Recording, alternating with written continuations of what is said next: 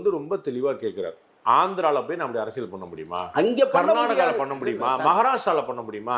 அவங்க எல்லாம் பண்ணா அவங்களுடைய பற்று, நான் பண்ணா இன சுத்திகரிப்பு. இல்லங்க, நீங்க இங்க இருந்து போய் பண்ண முடியாது. ஆந்திராவிலே பிறந்து வளர்ந்த ஒரு தமிழர் பண்ண முடியும் இல்லையா? இதுவரைக்கும் இந்தியால ஒரே ஒரு முதலமைச்சரை காட்டுங்க. இப்ப இப்ப இப்ப நீ என்ன பண்ண போற? இப்ப ரங்கராஜ் பாண்டியன் ரொம்ப தெளிவா கேட்கிறார். ஏங்க, தமிழ்நாட்டை தமிழன் ஆளணுன்றதுல என்ன தவறு அப்படின்னு கேட்குறாரு.